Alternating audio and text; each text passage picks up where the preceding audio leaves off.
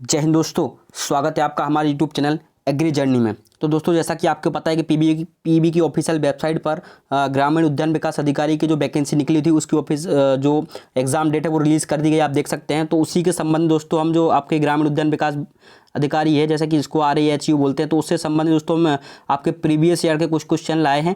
तो उस previous year के जो क्वेश्चन है उनके बारे में हम जानेंगे, पूरा एनालिसिस करेंगे। जैसा कि आपको पता है कि प्रीवियस ईयर से संबंधित कुछ क्वेश्चन पहले भी एग्जाम में आते रहे हैं दोस्तों, आने की बिल्कुल संभावना है ना। तो उन क्वेश्चनों के बारे में हम संपूर्ण एनालिसिस करेंगे, उन क्वेश्चनों का कि किस प्रकार से कैसे क्वेश्चन आपके रहते हैं। ठीक, उससे आपको अपने क्या क्राइटेरिया पता लग जाएगा पेपर का, किस प्रकार से पेपर आता है ना। तो हम क्वेश्चनों के बारे में संपूर्ण एनालिसिस करने वाले, तो बने रहे हमारे साथ। अगर हमारे चैनल पर नए हैं तो सब्सक्राइब कीजिए, पास में बेल आइकन है उसको भी प्रेस कीजिए ताकि आने वाली हर वीडियो को नोटिफिकेशन आप तक सबसे पहले। और दोस्तों, आप अपने दोस्तों को ग्रुप में भी शेयर कर दीजिएगा, बहुत इंपॉर्टेंट क्वेश्चन है ये हॉर्टिकल्चर एग्रीकल्चर के। ठीक है, चलिए दोस्तों स्टार्ट करते हैं। सबसे पहला क्वेश्चन आपको क्या दिख रहा है, नींबू वर्गीय में टेस्टेजा का सूचक पादप कौन सा है। नींबू वर्गीय में टेस्टेजा सूचक पादप कौन सा है, तो सिट्रस लेमोटाइड्स, सिट्रस रेटिकुलाटा आपको ऑप्शन दिख रहा होगा, ऑप्शन सी है आपका सिट्रस ओरिएंटोफोलिया, और नंबर डी ऑप्शन है आपका सिट्रस पेराडिसी। आपको 4 ऑप्शन दिख गए होंगे।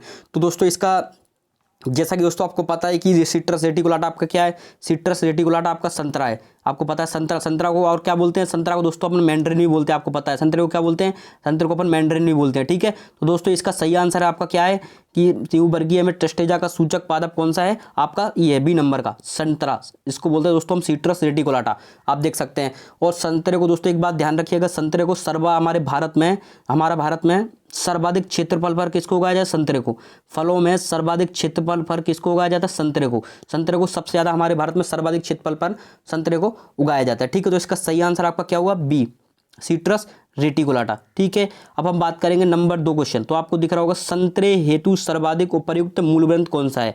आप देख सकते हैं which is most suitable root stock of mandarin. मैंने बोला था संतरे को मैंड्रिन भी बोलते हैं। ठीक है, संतरे हेतु सर्वाधिक उपर्युक्त मूल ग्रंथ कौन सा है, तो दोस्तों इसमें ऑप्शन ए दिया हुआ है आपका केलियोप्टेरा, केलियोपेट्रा। ठीक है, रफ लेमन, खट्टा संतरा और काना खट्टा, ये आपके जो मूल ग्रंथ है उनके नाम दिए हुए ऑप्शन में। तो इसमें संतरे में सब सर्वाधिक उपयुक्त दोस्तों मूल ग्रंथ है आपका रफ लेमन। आप देख सकते हैं रफ लेमन सबसे इंपॉर्टेंट है संतरे में। इसका सही आंसर क्या है आपका बी, है ना। इसको दोस्तों अपन को पता है कि रफ लेमन को अपन क्या बोलते हैं, रफ लेमन को अपन बोलते हैं, अपन रफ लेमन को क्या बोलते हैं, जट्टी खट्टी भी बोलते हैं। क्या दोस्तों, अपन रफ लेमन को क्या बोलते हैं, जट्टी खट्टी भी अपन रफ लेमन को बोलते हैं, जट्टी खट्टी भी रफ लेमन को बोलते हैं, है ना। और दोस्तों हम इसको जट्टी खट्टी को सिट्रस जम्बेरी भी बोलते हैं, आपको पता होगा दोस्तों।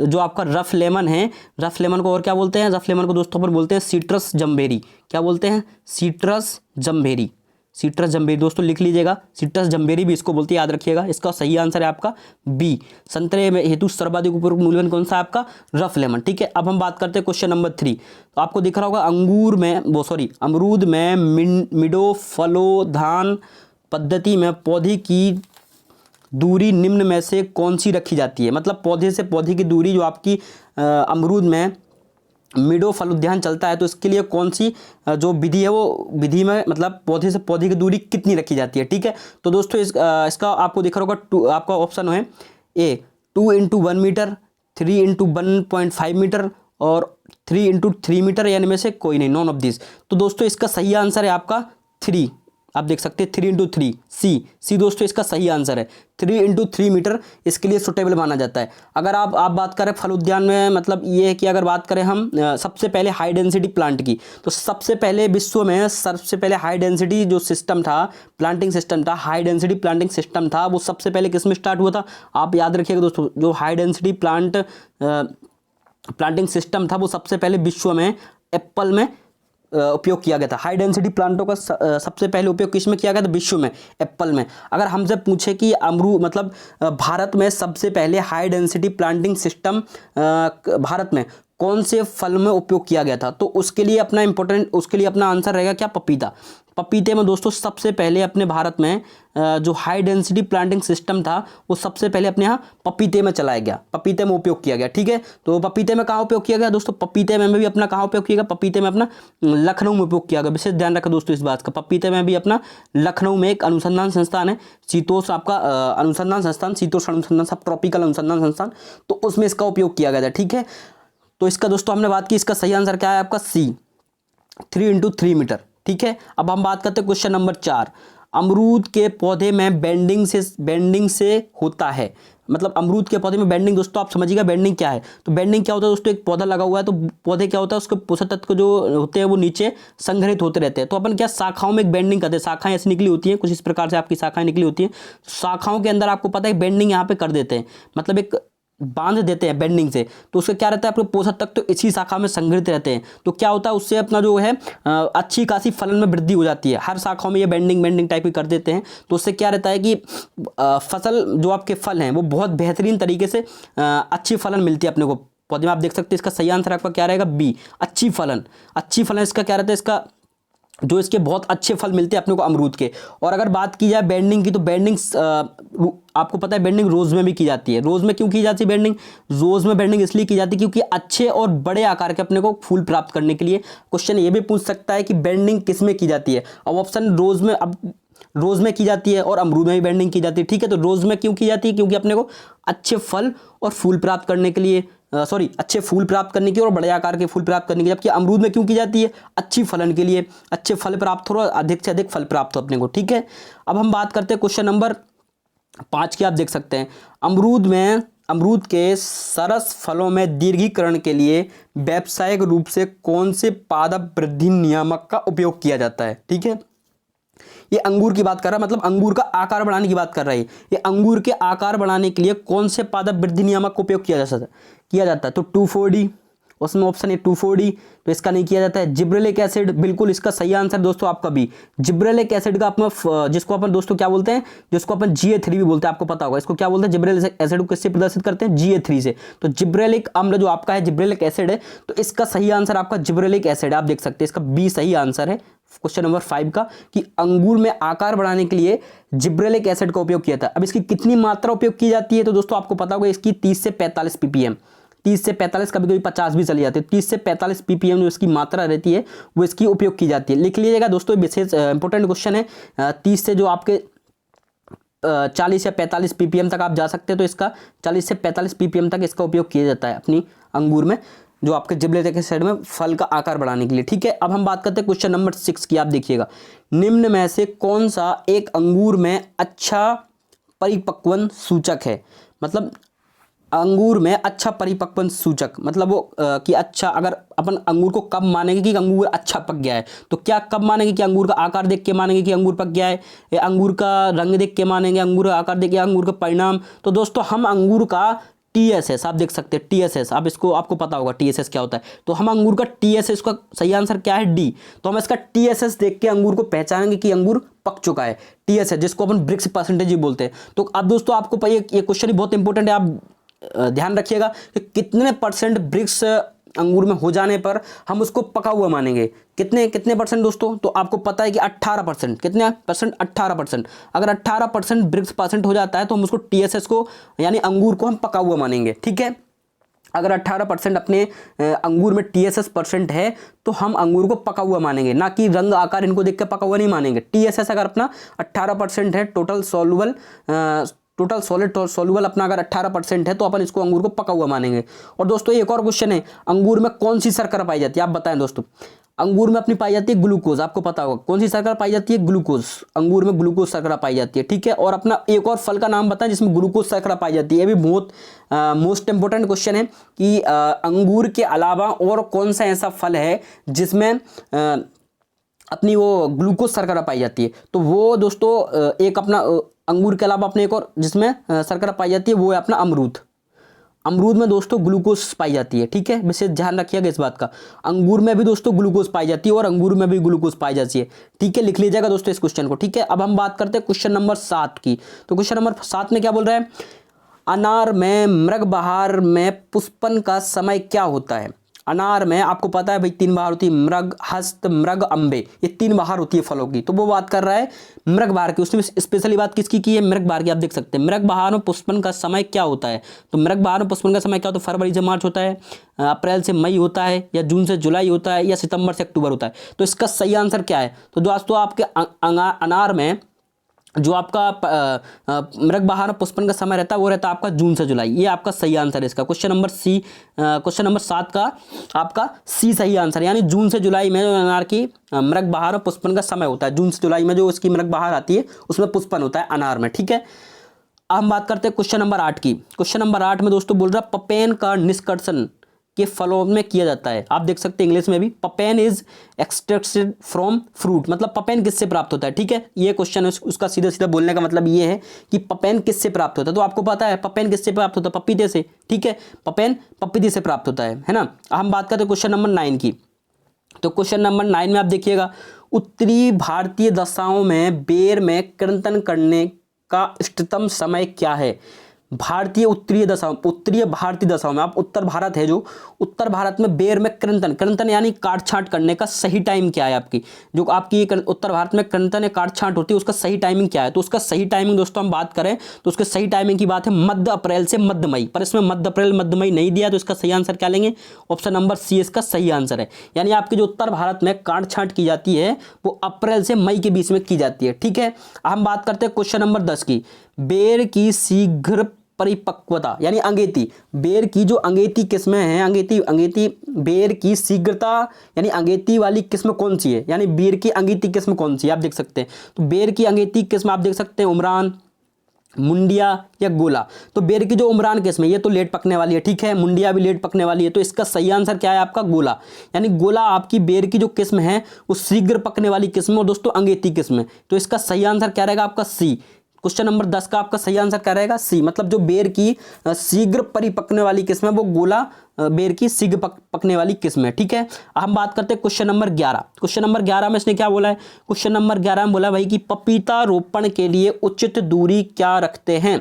यानी पपीता को अगर खेत में रोपण करते हैं तो एक पौधे से दूसरे पौधे के बीच की अपन दूरी क्या रखते हैं, उसने ये पूछा क्वेश्चन में, ठीक है। तो एक पौधे से दूसरे पौधे के बीच की दूरी अपन, इस पर सही आंसर रहेगा आपका 3x3, यानी क्वेश्चन नंबर 11 का सी सही आंसर है 3x3। अगर पौधे के बीच की दूरी रखेंगे 3x3 मीटर रखेंगे क्वेश्चन नंबर 11 में। यानी पपीते रोपण के लिए उचित दूरी क्या रहेगी, 3x3। बाकी अलग अलग किस्मों की अलग अलग होती है, ठीक है दोस्तों। आपको पता है पूसा नन्ना की अलग होती है और पूसा डबार की अलग होती है। तो इनकी कुछ किस्में स्पेसिफिक होती हैं जिनकी जो स्पेसिफिक दूरी अलग अलग होती है, ठीक है।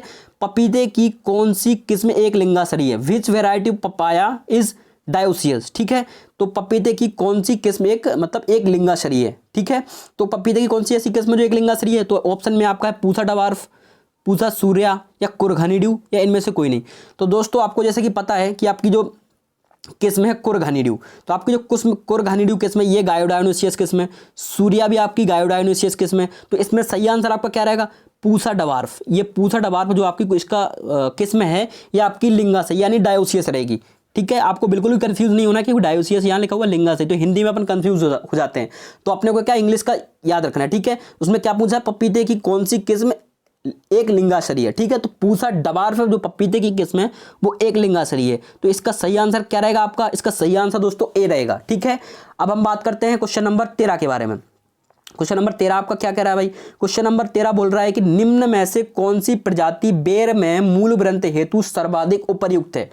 यानी बेर की ऐसी कौन सी बेर में मूल ग्रंथ हेतु सर्वाधिक उपयुक्त, मतलब बेर के लिए सर्वाधिक उपयुक्त मूल ग्रंथ कौन सा है और उसकी मतलब कौन सी ऐसी किस्म है जिसमें वो मूल ग्रंथ उपयोगी रहेगा, ठीक है। कहने का तात्पर्य ये है कि भाई ऐसी बेर की कौन सी किस्म है जिसमें वो मूल ग्रंथ सुटेबल रहेगा, ठीक है। तो आपने इसमें ऑप्शन दिया जिजीपस नुनुमुलेरिया, ठीक है, जिजीपस रुटेंडिफोलिया, जिजीपस मोरिसियाना या उपरोक्त में से सही, उपरोक्त में से सभी। तो इसका दोस्तों जैसे कि आपको पता है कि भाई जो आपका जिजीपस नुमोनेलेरिया है तो ये आपका क्या रहेगा, ये तो आपका बोना मूल ग्रंथ है, ठीक है। और ये काफ़ी फेमस भी है बोना मूल ग्रंथ में। तो जिजीपस नुनुमुलेरिया है तो ये क्या है आपका बोना। विशेष ध्यान रखिए दोस्तों, लिख लीजिएगा, ये क्वेश्चन इनसे आते ही रहते हैं कॉम्पिटेटिव एग्जाम में, हॉर्टिकल्चर के क्वेश्चन है ये। तो ये आपका बोना जिजीपस नुमुलेरिया ये बोना मूल ग्रंथ है, ठीक है। फिर जिजीपस रुटेंडोफोलिया, जो आपका जिजिपस रुटेंडोफोलिया है, ये बेर का बेस्ट, मतलब ये बेर के लिए बेस्ट मूलग्रंथ माना जाता है। तो इसके लिए आपका सुटेबल आंसर क्या रहेगा, सही, इसके लिए आपका सही आंसर रहेगा दोस्तों क्वेश्चन नंबर आपका बी आपका सही आंसर है। क्वेश्चन नंबर 13 के लिए आपका सुटेबल सही आंसर क्या है आपका बी, यानी जिजिपस रुटेंडोफोलिया ये बेर के लिए सबसे बेस्ट मूलग्रंथ माना जाता है। ठीक है, आपको पता है ये ऊपर वाला जिजिपस न्यूमोमिलिया ये एक बोना मूलग्रंथ है। ठीक है, आप क्वेश्चन नंबर 14 क्या बोल रहा है भाई, क्वेश्चन नंबर 14 में है उत्तरीय भारतीय दशाओं में आंवला में पुष्पन होता है। जो उत्तर भारत की दशाएं हैं या ये उत्तर भारत की जलवायु है, तो उसमें जो आंवले में पुष्पन होता है वो किस टाइम होता है, तो पुष्पन जो किस टाइम होता है, तो आपको दोस्तों पुष्पन का इसमें आपको पता है कुछ पुष्पन कब होगा, पुष्पन होगा आपका नवंबर से दिसंबर में। इसका सही आंसर है आपका बी, जो उत्तरीय भारत की दशाएं हैं यानी जलवायु है, तो इसमें पुष्पन आपका नवंबर से दिसंबर के बीच होगा। ठीक है, याद रखिएगा, विशेष क्वेश्चन आते रहते हैं आंवले अंगूर से। ठीक है, अब हम बात करते हैं क्वेश्चन नंबर 15। तो क्वेश्चन नंबर 15 क्या बोल रहा है, निम्न में से सेब का बोना मूलग्रंथ कौन सा है, which of the following dwarf root stock of apple. ये मोस्ट इंपोर्टेंट है दोस्तों, एप्पल से 2-3 क्वेश्चन ही आते हैं, तो 2-3 क्वेश्चनों में दोस्तों मूलग्रंथ का एक क्वेश्चन आना ही रहता है। ठीक है, तो आप विशेष ध्यान रखिएगा इस क्वेश्चन को, निम्न में से सेब का बोना मूलग्रंथ कौन सा है। तो दोस्तों इसमें से सेवफल है, तो सेवफल का बोना मूलग्रंथ आपका M9 आप देख सकते हैं, इसको आंसर क्या रहेगा सी। विशेष ध्यान रखिएगा इस क्वेश्चन को दोस्तों, M9 जो आपका है, M9 आपका बोना मूल ग्रंथ है सेवफल का। ठीक है, तो ये मोस्ट इंपोर्टेंट क्वेश्चन है आपका सेवफल का। अब बात करते हैं दोस्तों हम क्वेश्चन नंबर 16, सेब के रस से बने सिरके को कहते हैं, यानी विगेनर made for apple juice is known as, मतलब क्या बोलते हैं जो सेब से जूस बनता है उसको क्या बोलते हैं। कहने का मतलब ये है कि जो सेब से जूस बनता है उसको क्या बोलते हैं, उसको साइडर बोलते हैं, या उसको फैनी बोलते हैं, या उसको पेरी बोलते हैं, उसको क्या बोलते हैं। तो जो सेब से जूस बनता है उसको बोलते हैं अपन साइडर। आपको पता होगा दोस्तों, जो सेब से जूस बनता है उसको अपन साइडर बोलते हैं। आपको पता, आपने पिया होगा, काले बोतल में आता है आपका साइडर, वो उसको साइडर बोलते हैं। सेब से बने सिरके को अपन क्या बोलते हैं दोस्तों, साइडर बोलते हैं। ठीक है, इसको साइडर हो गया अपना। क्वेश्चन नंबर 16 का सही आंसर क्या है आपका ए, आपका सही आंसर है। ठीक है, अब हम बात करते हैं क्वेश्चन नंबर 17, निम्न में से खजूर की कौन सी किस्म छुआरा बनाने के लिए उपयोगी है। जो आपका छुआरा होता है खजूर की, कौन सी किस्म है जो जिससे छुआरा बनाने की मोस्ट इंपोर्टेंट किस्म है वो, तो उनमें उन्होंने ऑप्शन दे सकते हैं आप। बरही की बात की है, बरही एक किस्म है, ये भी छुआरे की खजूर की किस्म है, बरहरी, खदराबी, जाहदी या उपरोक्त में है सभी। तो इनमें से कौन सी ऐसी किस्म है जो छुआरा बनाने के लिए उपयोगी है, तो इसका सही आंसर रहेगा आपका क्वेश्चन नंबर बी, आपका सही आंसर रहेगा। खदराबी आपकी खजूर की जो मतलब छुआरा बनाने के लिए बेस्ट वेराइटी और बेस्ट सुटेबल वेराइटी मानी जाती है आपकी, कौन सी, खदराबी, आप देख सकते हैं। इसके अलावा दोस्तों आप इस ऑप्शन मैंने दिया नहीं है दोस्तों, एक वेराइटी और आपकी आती है श्यामली, आपकी वेराइटी हो गई कौन सी दोस्तों, आपकी एक वेराइटी हो गई श्यामरान जो आपकी एक वेराइटी है, ये भी छुआरा बनाने के लिए बहुत बेस्ट मानी जाती है। और दोस्तों एक होगी आपकी मधझूला, क्या बोलते हैं, मधझूला भी आपकी बहुत सुटेबल वेराइटी है छुआरा बनाने के लिए। और आपकी एक आप देख ही सकते हैं खदराबी, तो आपकी एक वेराइटी हो ही गई। तो मतलब कौन सी 3 वेराइटी होंगी आपकी छुआरा बनाने के लिए, कौन कौन सी, एक श्यामरान होगी आपकी, और एक होगी आपकी मधझूला, और एक हो गई आपकी खदराबी। तो ये 3 वेराइटी आपकी जो है छुआरा बनाने के लिए बेस्ट मानी जाती है खजूर की। ठीक है, अब हम बात करते हैं क्वेश्चन नंबर 18। तो क्वेश्चन नंबर 18 क्या बोल रहा है भाई, जामुन के फल तोड़ने का समय, सही समय क्या होता है, जामुन के फल तोड़ने का समय है। तो जामुन के फल तोड़ने का आप देख सकते हैं हार्वेस्टिंग सीजन ऑफ जामुन क्या रहेगा भाई, दिसंबर से जनवरी रहेगा, क्या अप्रैल से मई रहेगा, या जून से जुलाई रहेगा, या अगस्त से सितंबर रहेगा। तो दोस्तों ये तो आपके पास अगर कॉमन सेंस है तो आप इसका आंसर बिल्कुल निकाल सकते हैं कि आपको पता है कि बरसात के बाद जो हल्की धूप निकलती है तो उसमें क्या रहता है कि जामुन तुरंत पक जाते हैं। बरसात के बाद तुरंत धूप निकलती है तो उसमें क्या रहते हैं, अपने जामुन पक जाते हैं जल्दी। तो बरसात के बाद भाई बरसात का सीजन कब आता है, तो इससे आपको ये आंसर पकड़ में आ जाएगा कि भाई इसका जो आंसर है क्या रहेगा। तो बरसात के बाद आप देख सकते हैं जून से जुलाई, इसका सही आंसर आपने पकड़ लिया होगा। इसका सही आंसर आपका क्या रहेगा, जून से जुलाई आपका दोस्तों इसका सही आंसर रहेगा, यानी इसका सही आंसर आपका रहेगा सी, मतलब जामुन के फल तोड़ने का सही समय आपका जून से जुलाई रहता है। ठीक है, हम बात करते हैं क्वेश्चन नंबर 19, चीकू में प्रवर्धन में काम आने वाला मूल ग्रंथ कौन सा है। चीकू के प्रवर्धन की बात कर रहे हैं अपन। ठीक है, चीकू में जो प्रवर्धन होता है उसके लिए आने वाला मूलबंध कौन सा है। ऐसे एक दो क्वेश्चन ही आते हैं दोस्तों, आप मान के चलिए चीकू से कभी ज्यादा क्वेश्चन नहीं आते हैं, एक दो क्वेश्चन ही आते हैं। तो एक आपका मूलबंध का क्वेश्चन पूछ लेता है और एक दोस्तों क्वेश्चन पूछ लेता है आपकी जो आपको पता है चीकू की कुछ किस्में हैं क्रिकेट बॉल वगैरह करके, तो उनसे भी क्वेश्चन पूछ लेता है कि भाई क्रिकेट बॉल किसकी किस्म है। तो अपने को उसमें आंसर रहता है क्रिकेट बॉल चीकू की बहुत फेमस वेराइटी है चीकू की।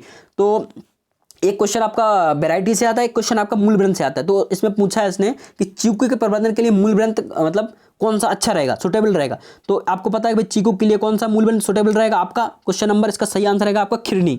खिरनी आपका चीकू के लिए बहुत सुटेबल और बहुत बेस्ट आपका मूल ग्रंथ रहेगा चीकू के लिए। तो इसका सही आंसर क्या है आपका बी। और दोस्तों इस जो इसका जो मूल ग्रंथ है इसका नाम क्या है। तो इसका दोस्तों आपका जो चीकू का प्रवर्धन होता है तो इस मूल ग्रंथ का नाम क्या है, इसका नाम है मेलिंगाफेरा हेक्सेंड्रा।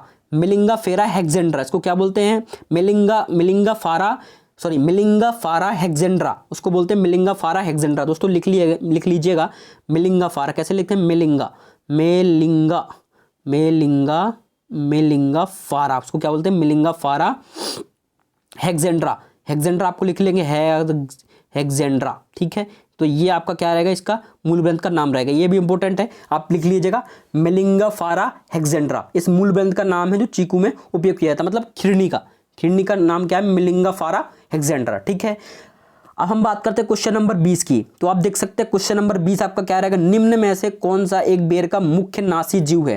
तो ये इसका दोस्तों आपको लोगों को आंसर पता होना चाहिए, ये बहुत इंपॉर्टेंट क्वेश्चन है। आप देख लीजिए इसका आंसर आपको, अब आप बिल्कुल आराम से इसका आंसर दें, मैं आपको बिल्कुल टाइम देता हूँ इस क्वेश्चन का। तो आप इसका आंसर दें कि निम्न में से कौन सा एक बेर का मुख्य नासी जीव है, ठीक है। तो आप देख सकते हैं आपका क्वेश्चन नंबर ये रहेगा फल मक्खी। ऑप्शन बी आपका क्या है, छाल या भक्षी सुंडी, एफिड और थ्रिप्स। ये आपके ऑप्शन रहे किसी प्रकार से। आप देख सकते हैं बेर के लिए कौन सा इंपोर्टेंट मुख्य नासी है। तो इसका दोस्तों आपका सही आंसर है ए, यानी फल मक्खी। फल मक्खी इसका बेस्ट आंसर है जो आपके बेर के लिए, जो आपको आपने बेर को कभी अंदर से झांका होगा तो बेर को आप अंदर से देखेंगे तो आपको कुछ इस प्रकार से आपको दिखते हैं, कुछ ऐसे प्रकार के उस बेर के अंदर जो गुठली होती है उसमें मतलब आपको ऐसा लगेगा कि जाल टाइप का लग गया है। तो वो फल मक्खी की कुछ अंडे टाइप होते हैं, वो आपको ऐसा लगेगा ऐसे जाल टाइप के बने रहेंगे उसके अंदर, बेर के अंदर। तो वो सबसे ज़्यादा नुकसान पहुँचाती है बेर को, फल मक्खी, आप देख सकते हैं। तो इसका सही और सुटेबल आंसर आपका क्या रहेगा, ए, यानी बेर के लिए मुख्य नासी जीव है आपका फल मक्खी, ठीक है। आपका फल मक्खी हो गया, क्वेश्चन नंबर 20 आपका हो गया। चलो क्वेश्चन नंबर 21 की भी हम बात करते हैं। तो दोस्तों इस सेशन को प्लीज लाइक कर दीजिएगा, है ना, और दोस्तों में भी शेयर कर दीजिएगा, ठीक है। क्वेश्चन नंबर 21 क्या बोल रहा है भाई, क्वेश्चन नंबर 21 बोल रहा है आपका अनार की तितली का वैज्ञानिक नाम क्या है। जो अनार में तितली जैसे लगती है, तो अनार की तितली का वैज्ञानिक नाम क्या है। तो अनार की तितली का what is scientific name of अनार बटरफ्लाई। अनार की तितली का वैज्ञानिक नाम ड्यूरोडिक्सा आइसोक्रिस्टास, ठीक है, सिफोनिमम फाइलिरी, इंडरबेला ट्रस्टोनिस। तो उसकी जो अनार की जो तितली लगती है उसका वैज्ञानिक नाम क्या है, ठीक है। तो क्वेश्चन नंबर 21 का सही आंसर है आपका ए, एंड्रोरिक्सा आइसोक्रेना। इसका सही आंसर आपका ए है, ठीक है। इसका सही आंसर क्या है, ए, आप इसको याद रखिएगा, ठीक है, आइड्रोरिक्सा आइसोक्रेंटस। क्वेश्चन नंबर 21, ठीक है। ये क्वेश्चन कभी कभार भी आते हैं, ज़्यादा नहीं आते। ये दोस्तों बहुत इजी क्वेश्चन है, क्वेश्चन नंबर 22। अगर आपसे ये नहीं बनता है तो आप ये मान के चलिए आपका हॉर्टिकल्चर का जो सेशन है वो बहुत कमजोर है, आपको बहुत तेज है उसको जरूरत करने की। हैन एंड चिकन एक विकार है, किसका है हैन एंड चिकन, ये आपका अंगूर का, ग्रेप्स का आपका विकार है हैन एंड चिकन। ये बहुत इंपॉर्टेंट क्वेश्चन है दोस्तों। हैन एंड चिकन किसका शारीरिक विकार है, अंगूर का शारीरिक विकार है हैन एंड चिकन। ये नॉर्मली क्वेश्चन आते रहते हैं, ठीक है। क्वेश्चन नंबर 23 क्या बोल रहा है भाई, क्वेश्चन नंबर 23 बोल रहा है सिट्रस कैंकर एक खालिस्तान क्या है। मतलब citrus canker is a disease, मतलब सिट्रस कैंकर किससे फैलता है, उसका कहने का मतलब ये है कि सिट्रस कैंकर जो रोग है वो किससे फैलता है। तो ये तो क्वेश्चन आपको पता है कि भाई किससे फैलता है, भाई जीवाणु से फैलता है। जो आपका बैक्टीरियल डिसीज है ये जीवाणु से फैलती है। तो उस जीवाणु का नाम क्या है आप हमें बताएं। तो दोस्तों उस जीवाणु का नाम है जेंथोमोनास साइट्री। आप इसको लिख लीजिएगा, ये बहुत इंपॉर्टेंट क्वेश्चन है और क्वेश्चन ये बार बार क्वेश्चन आता रहता है। तो इस ये जो सिट्रस कैंकर बीमारी है, रोग है, सॉरी बीमारी नहीं रोग है, ये फैलता है तो किससे फैलता है, जीवाणु से। उसका नाम क्या है, उसका नाम है दोस्तों जेंथोमोनास साइट्री, उसका सही आंसर है। तो आप इसका सही आंसर क्या है, बी। क्वेश्चन नंबर 21 का सही आंसर आपका बी है। और उसका जीवाणु का नाम क्या है, जैंथोमोनस साइट्री। ठीक है, अब हम क्वेश्चन नंबर 24 की बात करते हैं। क्वेश्चन नंबर 24 क्या बोल रहा है, ये भी बहुत इजी क्वेश्चन है, बहुत इजी क्वेश्चन, इस सेशन का सबसे इजी क्वेश्चन है ये। क्रॉपिंग क्रिया की जाती है, तो क्रॉपिंग दोस्तों आपको पता है कि इधर जो अपनी क्रॉप्स होती हैं, गन्ना वर्गीय फसलें होती हैं या बहुत सारी उधर जो फसलें होती हैं एग्रोनॉमिकल क्रॉप्स होती हैं, तो उनमें भी दोस्तों क्रॉपिंग की जाती है। और अपनी फलों में भी एक दो फल होते हैं जिनमें क्रॉपिंग की जाती है। तो किस फल में दोस्तों क्रॉपिंग की जाती है, तो अपने अनार में क्रॉपिंग की जाती है। आपको इसका सही आंसर क्या मिलेगा, बनाना। बनाना में दोस्तों क्रॉपिंग की जाती है। क्वेश्चन नंबर सी आपका इसका सही आंसर रहेगा, मतलब बनाना में क्रॉपिंग की जाती है। तो बनाना में किस प्रकार से क्रॉपिंग की जाती है, क्रॉपिंग का इसका मतलब है दोस्तों, कहने का मतलब ये है क्रॉपिंग किस लिए करते हैं। आपको पता है कि केले का एक पौधा ये लगा हुआ है, ठीक है, और केले का एक पौधा ये लगा हुआ है, तो ये दो इसके जो केले के पत्ते हैं, तो इन दोनों के पत्तों को अपन इधर इधर लटके रहते हैं, तो इनको क्या बांध देते हैं, तो ये क्रिया कहलाती है प्रॉपिंग। मतलब पत्तों को बांधना एक प्रकार से प्रॉपिंग कहलाता है। ठीक है, केले के पत्तों को बांधना ही प्रॉपिंग कहलाता है। तो इसका सही आंसर आपको मिल गया होगा, क्वेश्चन नंबर सी इसका सही आंसर है, केले में प्रॉपिंग की क्रिया करते हैं। ठीक है, इसके बाद दोस्तों, इसके बाद आपका 25 नंबर क्वेश्चन क्या बोल रहा है भाई, 25 नंबर आपका क्वेश्चन है, केले में नजदीक रोपण करने से, मतलब अगर आप उसका क्वेश्चन का आप मतलब समझ रहे हैं, close planting of banana increase the inside of, मतलब अगर आप जो केले के पौधे हैं अगर उनको पास पास रोपते हैं तो उनसे क्या होता है, मतलब जो केले के पौधों में क्या फैलता है, मतलब पनामा बिल्ट होता है, या गुच्छा सीड्स रोग हो जाता है, या सिगटों का पर्ण धब्बे पड़ जाते हैं, या इनको फिंगर टिप भी बोलते हैं। तो सीधी सी बात है दोस्तों, अगर आप पौधों को पास पास रोकते हैं तो फिगर टिप हो जाएगा, फिगर टिप। इसका सही आंसर आपका क्या रहेगा, फिगर टिप। यानी इसका जो आंसर है वो क्या, इसका आंसर सही आंसर है डी, मतलब फिगर टिप हो जाएगा उनको। ठीक है, ये सीधा सीधा अगर आपसे कोई क्वेश्चन भी पूछेगा फिगर टिप किससे होता है, तो figure tip high density planting से होता है। फिगर टिप किसमें होता है, केले में होता है।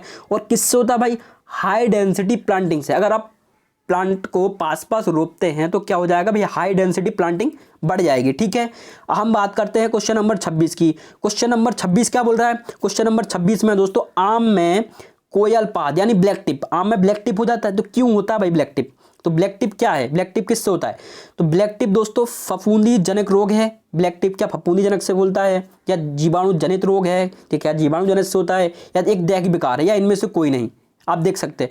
तो जो आपका होता है आम में, जो आपका ब्लैक टिप होता है, तो दोस्तों किससे होता है ब्लैक टिप, तो ब्लैक टिप दोस्तों आपको पता है कि भाई दैहिक विकार है ये, या आम का एक दैहिक विकार। इसका सही आंसर आपका क्या रहेगा, इसका सही आंसर आपका रहेगा क्वेश्चन नंबर सी, फेलोजिकल डिसऑर्डर, है ना, आप देख सकते हैं इसका दैहिक विकार का। इसका सही आंसर आपका क्या रहेगा, सी, मतलब ये फेलोजिकल डिसऑर्डर है, तो दैहिक विकार इसका सही आंसर है। ये क्यों फैलता है, ये आपको पता है कि जब ईंटों के जो भट्टे लगे रहते हैं, ईंटों के भट्टों से जो गैस निकलती है, आप देख सकते हैं SO2 गैस निकलती है, और अपनी CO2 भी गैस निकलती है, ठीक है, और अपनी मीथेन गैस भी निकलती है। तो इनका प्रभाव भी कुछ पड़ता है, जो आम के मोहर होते हैं, जिसको अपन मोहर बोलते हैं देसी भाषा में, तो जो आम के मोहर होते हैं उस पर प्रभाव पड़ता है, उससे ब्लैक टिप होता है। ये गैस निकलती हैं तो उनकी जो लेने की ऑक्सीजन, जो गैस से ग्रहण करने की क्षमता होती है वो कम हो जाती है। तो क्या रहता है कि उसको बोलते हैं अपन दैहिक विकार, उसको दैहिक विकार बोलते हैं दोस्तों। ये बोरॉन की कमी से भी होता है, कभी कभी ये देखा गया कि भाई ये बोरॉन की कमी से भी हो जा सकता है। तो विशेष ध्यान रखिएगा इसका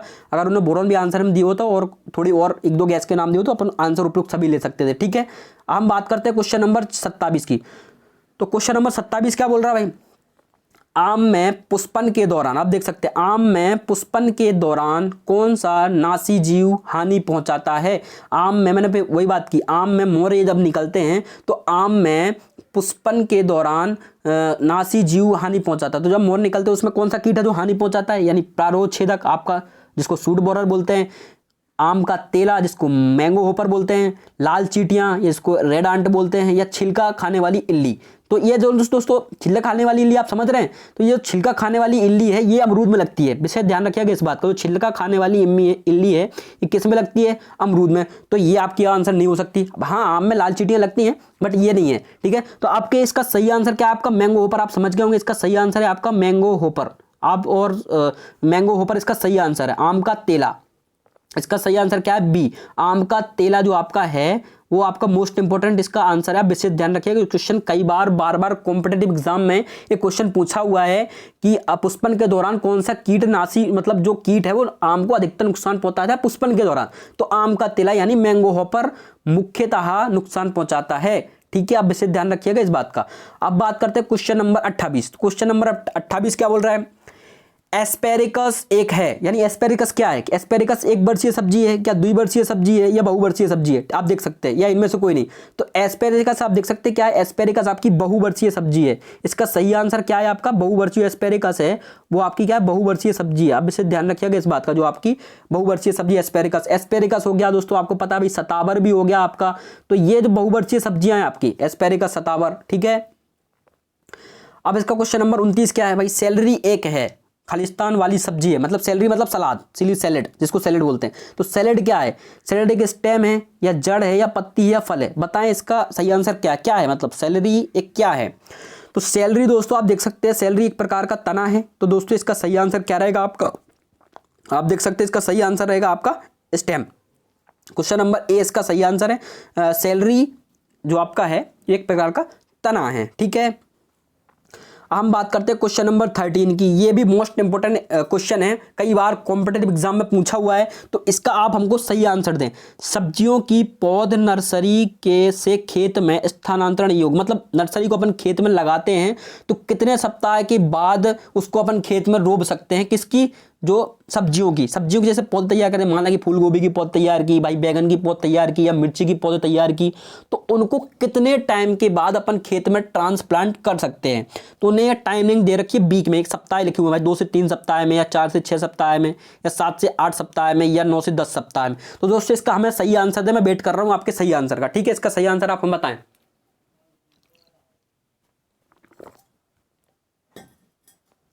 तो दोस्तों इसका सही आंसर है आपका, आपको पता है, मैंने इसका सही आंसर आपको अनुमान लग जाएगा, मैं आपको बताता हूं एग्जैक्ट। जैसे जो एक वर्षीय सब्जियां हैं, तो एक वर्षीय सब्जियों की जो पौध है वो अपन कब से 3 से 4 सप्ताह में खेत में रोप देते हैं, ठीक है। 3 से 4 सप्ताह में अपन खेत में रोप देते हैं, है ना। इसके बाद अपनी जो एक और पौध है, अपनी द्विवर्षीय पौधे, ये मैंने बात की किसकी, एक वर्षीय पौधे की। एक वर्षीय पौधा आपकी किस कब कब रोप देते हैं, 3 से 4 सप्ताह में, ठीक है। इधर लिखता हूं मैं ऊपर 3 से 4 सप्ताह में। और द्विवर्षीय सब्जियों की पौध अपन कब रोपते हैं, 5 से 7 सप्ताह के बाद अपन नर्सरी में ट्रांसप्लांट कर देते हैं। तो इन दोनों के बीच का आपको कौन सा आंसर लग रहा है भाई कि आंसर सही होगा, आप समझ गए होंगे कि इसका आंसर क्या है, ठीक है। तो इसका आंसर दोस्तों आपका बी, इसका सुटेबल सही आंसर क्या रहेगा आपका बी, 4 से 6 सप्ताह। आप देख सकते हैं 4 से 6 सप्ताह में आप जो सब्जियों को वो खेत में सुटेबल तरीके से रोप सकते हैं, ठीक है। तो इसका आंसर आपने देख लिया, क्वेश्चन नंबर 30 हो गया आपका। हम बात करते हैं क्वेश्चन नंबर 31। निम्न में से कौन सी सब्जी में विटामिन सी की मात्रा प्रचुर होती है, मतलब विटामिन सी सबसे अधिक मात्रा में मतलब पाया जाता है, मतलब सबसे अधिक नहीं बोल सकते, पर इन जो सब्जियां दी हुई हैं इनमें विटामिन सी इन सब्जियों में प्रचुर मात्रा में किस में मिलता है। आप देख सकते हैं which of following vegetable rich on vitamin C content, ठीक है। तो आपका आंसर दिया हुआ रेडिश यानी मूली, ब्रिंजल, बैगन, चिली, मिर्ची और कैरेट। तो विटामिन सी आप समझ गए होंगे, सी मतलब मिर्ची, अपने को जब चटपटाहट लगती है तो सी की आवाज निकलती है। तो विटामिन सी सबसे ज्यादा किस में मिलता है, मिर्ची में। तो इसका सही आंसर आपका क्या होगा, मिर्ची यानी चिली, आपका इसका सही आंसर होगा क्वेश्चन नंबर 31 का, ठीक है। हम बात करते हैं क्वेश्चन नंबर 32 की। तो क्वेश्चन नंबर 32 क्या बोल रहा है भाई, which is the most sucrose paste of tomato, यानी टमाटर का मुख्य नासी जीव कौन सा है, यानी टमाटर का सबसे इंपॉर्टेंट यानी टमाटर को सबसे ज्यादा नुकसान पहुंचाने वाला जीव कौन सा है। तो इसका दोस्तों जो क्वेश्चन नंबर 32 है, इसका सही आंसर आपका रहेगा क्वेश्चन नंबर बी, फल छेदक यानी फ्रूट बोरर। जो फ्रूट बोरर होता है ये सबसे ज्यादा नुकसान पहुंचाता है टमाटर को, विशेष ध्यान रखिएगा इस बात का। जो आपका फल छेदक होता है टमाटर को सबसे ज्यादा नुकसान पहुंचाता है, ठीक है। हम बात करते हैं क्वेश्चन नंबर 33 की। तो क्वेश्चन नंबर 33 क्या बोल रहा है, टमाटर में पुष्पाग्र विगलन का कारण, यानी आप देख सकते हैं ब्लॉसम एंड रॉट। आप क्वेश्चनों को इंग्लिश में भी पढ़ लीजिएगा, बहुत इंपॉर्टेंट होता है, क्योंकि अधिकतर तो अपन हॉर्टिकल्चर में क्या इंग्लिश ही पढ़ते हैं, ठीक है। तो ब्लॉसम एंड रॉट की बात कर रहा है वो, ठीक है। तो ब्लॉसम एंड रॉट आपका क्यों होता है भाई, ब्लॉसम एंड रॉट आप समझ गए, इसका सही आंसर है डेफिशिएंसी ऑफ कैल्शियम, यानी जो ब्लॉसम एंड रॉट होता है वो कैल्शियम की कमी के कारण होता है। आपका टमाटर में पुष्पाग्र विगलन होता है वो टमाटर की जो कैल्शियम की कमी के कारण होता है, ठीक है। विशेष ध्यान रखिएगा इस बात का, लिख लीजिएगा, आपको ये क्वेश्चन कई बार आया हुआ, बहुत इजीली क्वेश्चन है, ठीक है। हम बात करते हैं क्वेश्चन नंबर 34। टमाटर में मूल ग्रंथि का कारक है, टमाटर में मूल ग्रंथि यानी मूल ग्रंथि का कारक है रूट नोट इस टमाटो केसेस वाई, आप देख सकते हैं। तो इसमें क्या लिखा है, मेलोइडोइगाइन स्पीसीज, नाम बहुत टफ होते हैं दोस्तों, हेलेंथोस स्पीसीज, एपिलाचाना स्पीसीज। आप देख सकते हैं कि टमाटर में मूलाग्र ग्रंथि का कारक क्या है। तो इसका सही आंसर है आपका क्वेश्चन नंबर ए, मेलेनिडोगाइनो स्पीसीज, इसका आपका सही आंसर है क्वेश्चन नंबर 34 का। आपका क्या सही आंसर रहेगा, मेलेनोगाई स्पीसीज आप देख सकते हैं, मेलेनोगाइनो स्पीसीज इसका सही आंसर रहेगा आपका। ठीक है, ये क्या है कि एक खतरनाक सूत्रकृमि है। अधिकतर जो सब्जियां होती है मेलेनोगाई से क्या है आपका एक प्रकार का, आप देख सकते हैं सूत्रकृमि है। हम किसकी सूत्रकृमि की बात कर रहे हैं, ये मेलेनोगाइस में जो नाम लिखा हुआ है एक प्रकार का ये सूत्रकृमि है। ये सबसे ज़्यादा सब्जियों को अफेक्टेड करता है, अधिकतर सूत्रकृमि सब्जियों को अफेक्टेड करते हैं। तो ये सब्जियों में सबसे ज़्यादा अफेक्टेड सूत्रकृमि अगर कोई पूछे तो कौन सा है, इसका नाम ले सकते हैं आप, मेलेनोगाइने स्पीसीज इसका नाम आप ले सकते हैं। इसका सही आंसर आपका कह रहा है क्वेश्चन नंबर ए, ये इसका ऑप्शन सही आंसर रहेगा। ठीक है, हम बात करते हैं क्वेश्चन नंबर 35। टमाटर की संकर किस्म की 1 हेक्टेयर की पौध तैयार करने के लिए उचित बीज दर कितनी होती है। अगर हम टमाटर की संकर किस्मों की बीज दर हेक्टेयर में अगर पौधे तैयार करते हैं तो कितनी बीज की आवश्यकता रहेगी 1 हेक्टेयर की नर्सरी तैयार करने के लिए।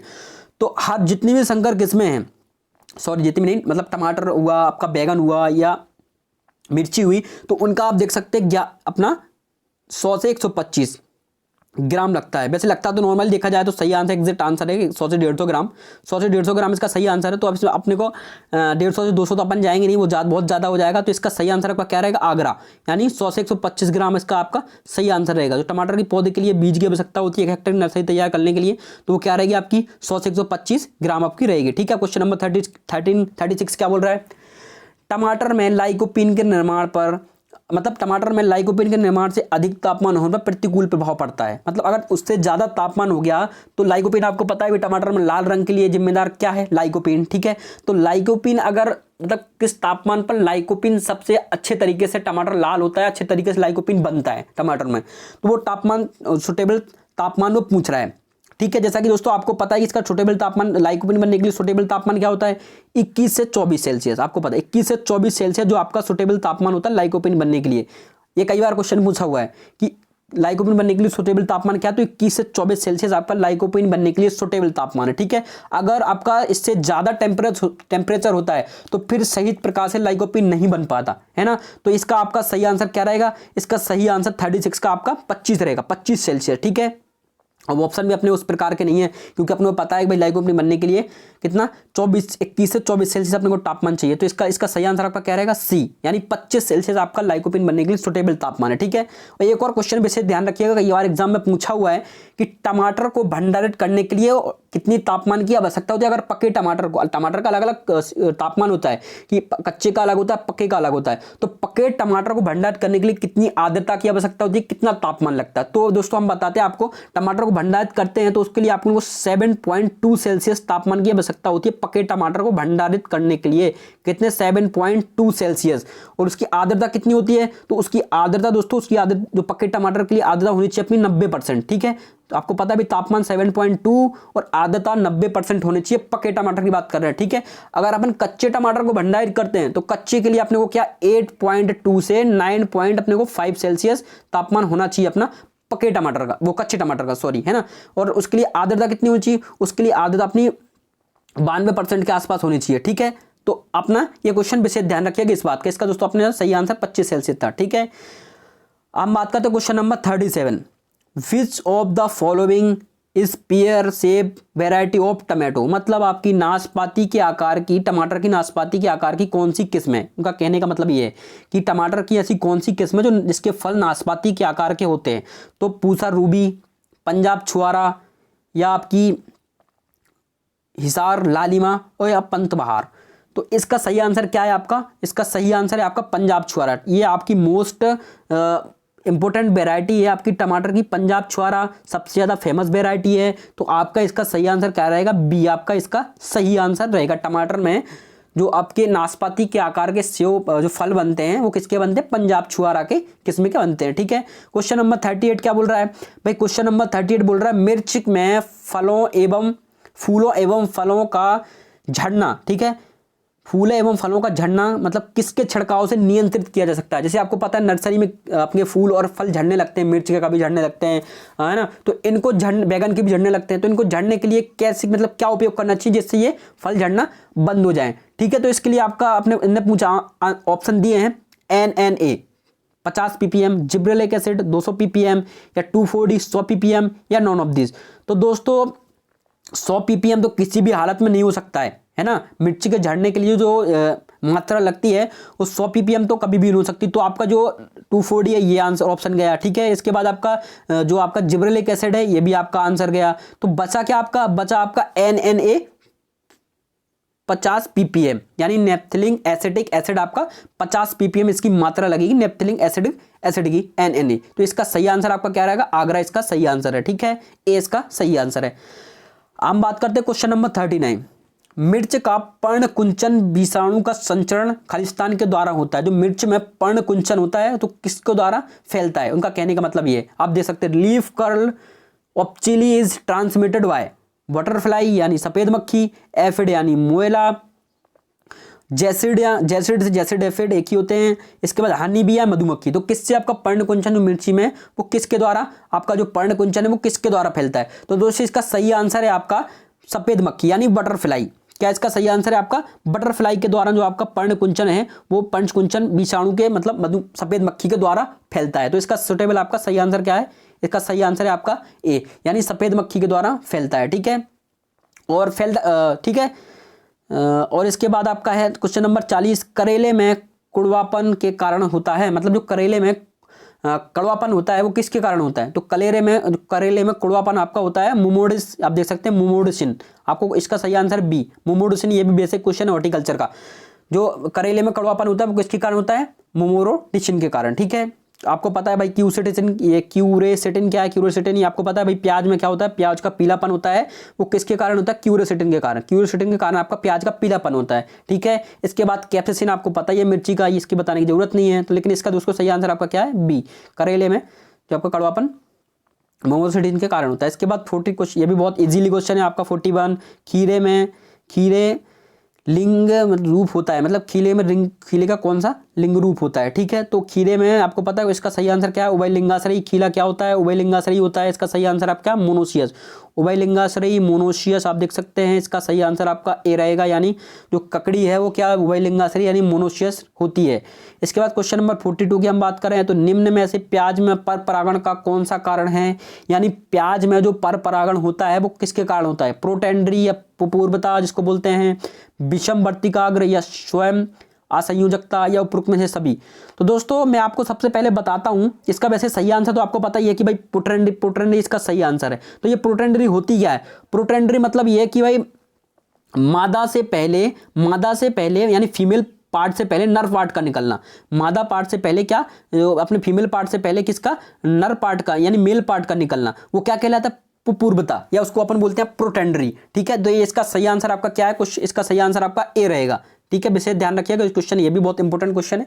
बेसिक क्वेश्चन पूछते हैं नॉर्मली, आपका बेसिक क्वेश्चन आया प्रीवियस ईयर में, है ना। क्वेश्चन नंबर 43 क्या है, निम्न में से टमाटर की कौन सी किस्म अनिर्धारित वृद्धि वाली किस्म है। मतलब उसका अनिर्धारित वृद्धि मतलब कितनी वृद्धि हो सकती है, ज्यादा भी हो सकती है, कम भी हो सकती है, उसकी वृद्धि का कोई पता नहीं है। तो वो पूछा टमाटर की ऐसी कौन सी किस्म है जिसकी वृद्धि अनिर्धारित है, ठीक है। तो उसने ऑप्शन दिया पंजाब छुआरा, हिसार लालिमा, पूसा रूबी या पूसा गौरव, ये इन्हें आंसर दे रखे हैं। तो इसका सही आंसर आपका रहेगा पूसा रूबी। तो पूसा रूबी टमाटर की दोस्तों एक ऐसी किस्म है, जो पूसा रूबी किस्म है, ये टमाटर की एक ऐसी किस्म है जो मतलब अनियमित वृद्धि करती है, मतलब किसी भी प्रकार से अपने पौधे की जो वृद्धि है वो कर सकती है, मतलब अनिर्धारित वृद्धि करती है पूसा रूबी जो किस्म है, ठीक है। इसके बाद आपका 44 नंबर क्वेश्चन क्या है, मिर्च का उद्गम स्थल है। इनने मिर्च का उत्पत्ति स्थान पूछा, ओरिजिन ऑफ चिली, आप देख सकते हैं इंडिया, मैक्सिको, पेरू या नॉन ऑफ दिस। तो इसका आपका सही आंसर पूछा कि इंडिया का उत्पत्ति स्थान क्या है, तो आपको पता है, बिल्कुल बताने की जरूरत नहीं कि इसका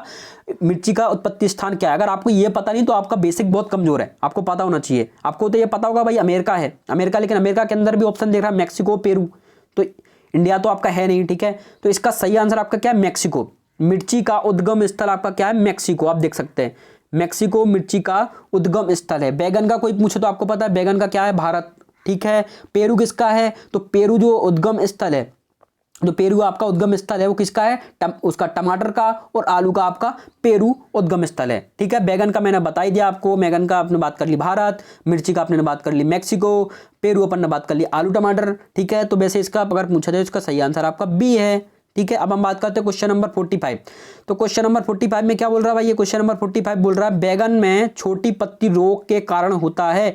बैगन में जो छोटी पत्ती रोग होता है वो किसके कारण होता है, ये भी बहुत हॉर्टिकल्चर का बहुत फेमस क्वेश्चन है, ये बहुत इजीली क्वेश्चन है, हर बार कॉम्पिटेटिव एग्जाम होते हैं उनमें अधिकतर क्वेश्चन यही आता है कि बैगन में छोटी पत्ती रोग किसके कारण होता है। तो बैगन में जो आपका छोटी पत्ती रोग होता है वो होता है माइकोप्लाज्मा। आपको बताने की जरूरत नहीं है, आपके इसका सही आंसर क्या है आपने पहचान लिया होगा। इसका सही आंसर है आपका माइकोप्लाज्मा।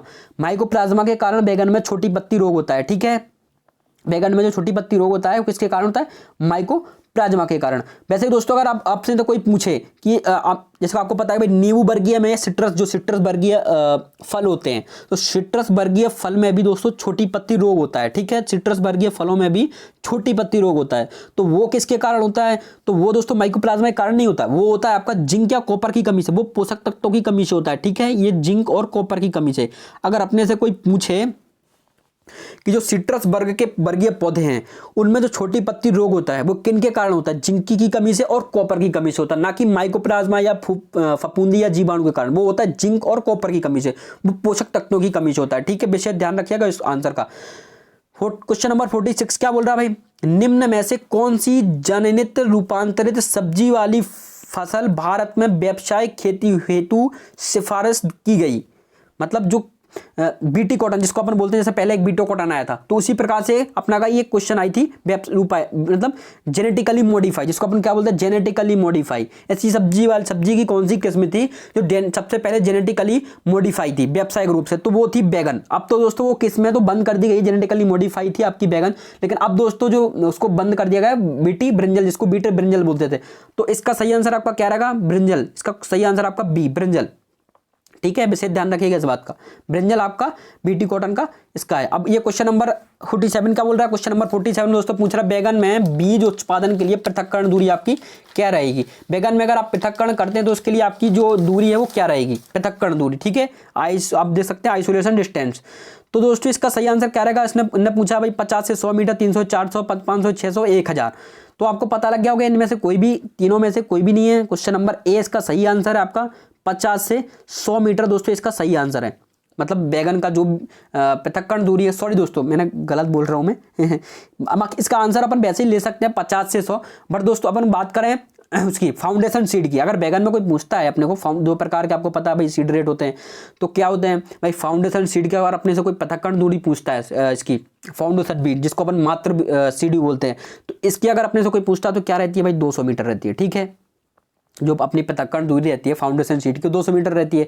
इसके बाद अगर अपने कोई प्रमाणित बीज की पूछता है जिसको अपन सर्टिफाइड बोलते हैं, तो उसकी क्या रहेगी भाई बैगन में अगर प्रमाणित की कोई पूछता है तो उसकी अपनी 100 रहेगी, 100 मीटर रहेगी। तो इसलिए दोस्तों मैंने इसका आंसर आपको ये लिया 50 से 100 मीटर। आप देख सकते हैं इसका सही आंसर क्या रहेगा, ए। तो मैंने आपको पूरा ऑप्शन का एनालिसिस कर रहा हूँ आपको, तो प्लीज दोस्तों सेशन को लाइक कर दीजिएगा, शेयर कर दीजिएगा, अपने दोस्तों के साथ सपोर्ट बनाए रखिएगा दोस्तों। एग्री जर्नी का प्लीज आपके लिए बड़ी मेहनत करते हैं। ठीक है, क्वेश्चन नंबर 48 क्या है दोस्तों, क्वेश्चन नंबर 48 है केंद्रीय आलू अनुसंधान संस्थान स्थित है। केंद्रीय आलू अनुसंधान संस्थान है आपका वो कहाँ स्थित है, ये भी बहुत इजीली क्वेश्चन है। तो केंद्रीय आलू अनुसंधान संस्थान आपका शिमला में स्थित है। आप देख सकते हैं पोटैटो आपका अनुसंधान संस्थान है, ये शिमला में स्थित है। तो इसका सही आंसर आपका क्या होगा, इसका सही आंसर हो गया क्वेश्चन नंबर बी का, इसका 48 का सही आंसर है बी। ठीक है, अब क्वेश्चन नंबर 49 क्या बोल रहा है भाई क्वेश्चन नंबर 49 बोल रहा है आपका आलू की फसल का रोपण दूरी क्या है, मतलब आलू की जो फसल का रोपण है वो डिस्टेंस इनके बीच क्या रखी जाती है। ठीक है, क्वेश्चन का ये मतलब है, भाषा तो हिंदी का तो ऐसे ही रहता है दोस्तों। पोटैटो क्रॉप्स प्लांटिंग इटा स्पेसिफिक ऑफ, इंग्लिश का सही रहता है, इंग्लिश में अधिकतर क्वेश्चनों को इंग्लिश में अपने को पढ़ना चाहिए। ठीक है, तो इसका इन्होंने सुटेबल जो क्राइटेरिया वो पूछा है। तो दोस्तों मैं आपको देखो ऑप्शन थोड़ी छांटना टफ है बट उतना भी मुश्किल नहीं है। ठीक है, मैं आपको आलू का जो स्पेसिफिक है वो लिख देता हूँ, फिर आप दोस्तों आंसर बताइएगा कितना आंसर रहेगा। आलू का जो स्पेसिफिक होता है 45 से 60 इंटू जो रहता है 15 से 20 जो आलू का रहता है वो मीटर। ठीक है, ये सेंटीमीटर, ये जो आलू का रहता है कितना आपका 45, मैं आपको लिख देता हूँ क्या 45 इंटू 45 60 इंटू 15 से 20 सेंटीमीटर आपका ये रहता है। ठीक है, आलू का ये रहता है स्पेसिफिक फसल अंतरण, आपको इसको बोल सकते हैं आलू का फसल अंतरण इतना रहता है। तो अब दोस्तों इसका सही आंसर क्या होगा, तो इसका दोस्तों आप इससे अनुमान लगा सकते हैं। इसका सही आंसर आपका क्वेश्चन नंबर जो 49 है, तो इसका सही आंसर आपका रहेगा 60 इंटू 15 से 20 सेंटीमीटर। आप देख सकते हैं इसका सही आंसर आपका सी रहेगा। ठीक है, क्वेश्चन नंबर 49 का। इसके बाद हम बात करते हैं क्वेश्चन नंबर 50 की। आलू में सुसुप्त अवस्था को तोड़ने के लिए कौन सा रसायन उपयोग में लेते हैं? यानी आलू की डोरमेंसी जो स्टेज रहती है उसको तोड़ने के लिए कौन सा रसायन उपयोग करते हैं? तो आपको क्वेश्चन नंबर ये रहा, नेप्थिलिक एसिडिक एसिड उपयोग करते हैं, या कोल्चिसन का उपयोग करते हैं, या थायोयूरिया का उपयोग करते हैं, या इंथेफोन का उपयोग करते हैं। तो इनमें से किसका उपयोग करते हैं अपन बीजों की जो आलू की सुसुप्त अवस्था तोड़ने के लिए? तो दोस्तों आपको पता है कि हम किसका उपयोग करें, क्वेश्चन नंबर सी। इसका सही आंसर क्या रहेगा आपका सी, थायोयूरिया का अपन उपयोग करते हैं आलू की सुसुप्त अवस्था तोड़ने के लिए। विशेष ध्यान रखिए इसका सही आंसर आपका क्या है, सी। यानी आलू की जो सुसुप्त अवस्था अपन तोड़ते हैं तो उसके लिए आपका क्या रहता है, आपके लिए थायोयूरिया अपन उपयोग में करते हैं सुसुप्त अवस्था तोड़ने के लिए। तो दोस्तों एक और इंपॉर्टेंट क्वेश्चन है, ध्यान रखिएगा। तो अपन बीज की सुसुप्त अवस्था तोड़ते हैं तो उसके लिए किसका उपयोग करते हैं, जिबरेलिक एसिड का, Ga3।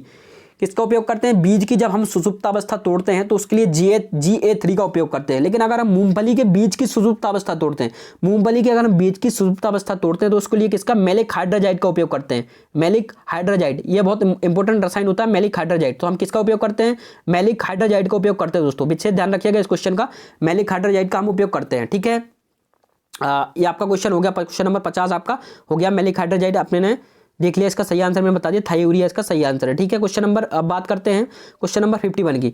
तो क्वेश्चन नंबर 51 आपका क्या बोल रहा है, आलू में कंद बनने की प्रक्रिया हेतु इष्टतम तापमान क्या है? आलू में जो कंद बनते हैं उनके लिए मोस्ट सुटेबल जो टेम्परेचर है वो क्या रहेगा आपका आलू में? तो आलू में जो मोस्ट सुटेबल आपका टेम्परेचर रहता है कंद बनने के लिए, क्वेश्चन नंबर 51 की हम बात कर रहे हैं।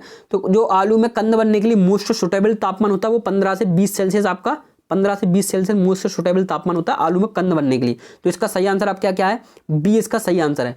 आलू में कंद बनने के लिए मोस्ट सुटेबल तापमान आपका 15 से 20 सेल्सियस होता है। ठीक है, ये दोस्तों अच्छा क्वेश्चन है, आप इसको विशेष ध्यान रखिए। 51 को सितंबर एक किस्म है, सितंबर किसकी किस्म है, फूल गोभी की है, या पत्ता गोभी की है, या मूली की है, या गाजर की है? तो दोस्तों आप बताएं, ये क्वेश्चन बहुत मोस्ट इंपोर्टेंट है, आपने कई बार ये क्वेश्चन पढ़ा होगा। सितंबर एक किस्म है, ठीक है, आप बताएं कुछ क्वेश्चन का सही आंसर क्या होगा। ठीक है, मैं आप वेट कर रहा हूं। तो दोस्तों इस क्वेश्चन का सही आंसर है आपका पत्ता गोभी। जो एक किस्म दे रखी है इन्होंने सितंबर, तो सितंबर किसकी किस्म है, पत्ता गोभी की। तो इसका सही आंसर आपका क्या रहेगा, इसका सही आंसर है आपका बी, पत्ता गोभी की किस्म है ये आपकी। ठीक है, विशेष ध्यान रखिए इस बात का। आप क्वेश्चन नंबर 53 क्या बोल रहा है आपका भाई, क्वेश्चन नंबर 50 बोल रहा है फूल गोभी में फूल बनना एवं विकास होना, फूल गोभी में फूल बनना एवं विकास होना मुख्यतः कौन से वातावरणीय कारक से प्रभावित होता है?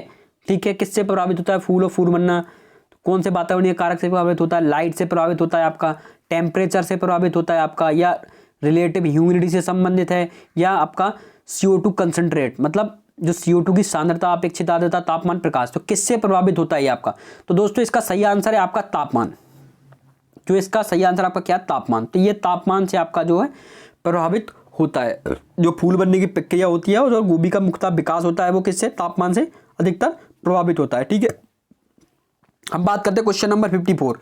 गोभी वर्गीय फलों में स्थापित बीज उत्पादन हेतु पृथक्करण दूरी कितनी रखी जाती है? यानी ये वही पृथक्करण की बात कर रहा है जैसे कि हमने पहले अभी बात की थी मिर्ची की, वो सॉरी बैगन की। तो इसी प्रकार से ये पूछ रहा है गोभी की, गोभी वर्गीय फलों में सत्यापित बीज मतलब पृथक्करण दूरी कितनी रखी जाती है? तो आपको पता है दोस्तों जो गोभी वर्गीय होते हैं उनमें क्या रखी जाती है, जो पृथक्करण दूरी, अगर अपने से कोई फाउंडेशन सीड की पूछे तो क्या रखी जाती है भाई, 1600, जो आपकी है 1600 मीटर रखी जाती है। ठीक है, 1600 मीटर रखी जाती है। और अगर पूछे आपसे सर्टिफाइड की, तो सर्टिफाइड की क्या रखी जाती है, 1000 मीटर दोस्तों सर्टिफाइड की रखी जाती है। ठीक है, ये दोनों की मैंने आपको बता दी, तो आपको समझ में आ गया होगा इसका सही आंसर क्या है। इसका सही आंसर है आपका 1000 मीटर, यानी सी इसका सही आंसर है। ठीक है, हम बात करते हैं फूल गोभी में भूरापन। ये भी अच्छा क्वेश्चन है, कॉम्पिटेटिव एग्जाम में कई बार क्वेश्चन आया हुआ है।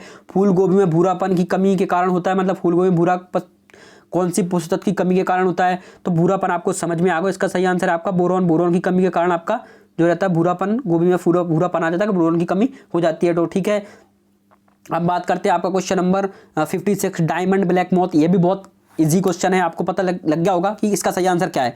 डायमंड ब्लैक मोथ आपको पता है भाई फूल गोभी में होता है, ये बड़ा ही खतरनाक रोग होता है किसका, फूल गोभी का, डायमंड ब्लैक मोथ, जिसको अपन क्या बोलते हैं, DMB बोलते हैं। क्या, DMB, diamond black moth, DMB, diamond black moth. ये जो अपनी गोभी है इसका बड़ा ही खतरनाक रोग होता है आपका डायमंड ब्लैक मोथ, आप देख सकते हैं। ठीक है, क्वेश्चन नंबर, अब दोस्तों हम और जानते हैं क्वेश्चन नंबर और क्या बोल रहे हैं। क्वेश्चन नंबर आपका फूलगोभी। इसके बाद क्वेश्चन नंबर 57 आपका क्या है, निम्न में से भिंडी की कौन सी किस्म पीच सिरा मोजैक विषाणु के प्रति रोगरोधी मतलब प्रतिरोधी है। ठीक है, जो आपकी भिंडी की किस्म है वो पीच सिरा मोजैक भिंडी का खतरनाक जो रोग है, तो उसके लिए कौन सी किस्म है जो रेजिस्टेंस है। तो 57 दोस्तों इसका सही आंसर क्या है, आर का अनामिका, वर्षा उपकार, पंजाब पद्मनी या उपरोक्त में से सभी। तो इसका सही आंसर दोस्तों ऑल ऑफ दीज, यानी सभी किस्में जो प्रतिरोधी हैं वो तो बनाई जाती हैं सभी किस्में भिंडी के लिए। ठीक है, पीच सिरा मोजैक। तो इसका आपको पता लग गया होगा, इसका सही आंसर क्या है आपका डी, इसका सही आंसर। ठीक है, क्वेश्चन नंबर 58, ग्रीष्मकालीन भिंडी की उचित बीज दर क्या होती है। जो ग्रीष्मकालीन आपकी भिंडी होती है, जो इसको खेत में बोया जाता है, उसके लिए उचित बीज दर क्या होती है ग्रीष्मकालीन भिंडी की। तो ग्रीष्मकालीन भिंडी की 18 से 20 किलोग्राम प्रति हेक्टेयर इसकी बीज दर रखी जाती है। जबकि अगर वर्षाकालीन कोई पूछे तो 10 से 12 वर्षाकालीन रखी जाती है। ठीक है, तो आपको पता लग गया होगा इसका सही आंसर आपका क्या है, इसका सही आंसर है आपका बी। ठीक है, अब हम बात करते हैं क्वेश्चन नंबर 59।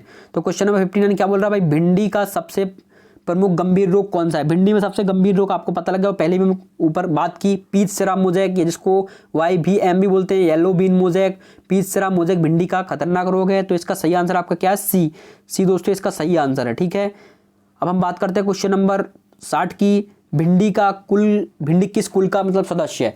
तो इसका आपको पता लगा भाई, भिंडी आपका मालवेशी कुल में आता है। ठीक है, मालवेशी भिंडी आता है, कपास हो गया, तो ये अपने मालवेशी कुल में आते हैं। तो इसका सही आंसर आपका सी दोस्तों इसका सही आंसर हो गया। ठीक है, तो दोस्तों अभी हम इतने क्वेश्चन करते हैं, जो अपने 60 क्वेश्चन थे प्रीवियस ईयर के क्वेश्चन आए हुए थे, तो इनका भी हम 60 क्वेश्चन ही करते हैं, बाकी क्वेश्चन हम कल करते हैं। तो प्लीज़ दोस्तों इस सेशन को लाइक कर दीजिएगा, सब्सक्राइब कर दीजिए चैनल को, और अगर चैनल पर हमारे नए हैं तो प्लीज़ सब्सक्राइब कर लीजिए, पास में बेल आइकन है उसको भी प्रेस कर ले, ताकि आने वाली हर वीडियो को नोटिफिकेशन आप तक सबसे पहले मिले। दोस्तों बड़ी मेहनत लगती है, तो प्लीज़ हमारे सेशन को सब्सक्राइब कीजिए और लोगों तक शेयर कीजिए, है ना। मिलते हैं अगली नेक्स्ट वीडियो में। जय हिंद, जय भारत।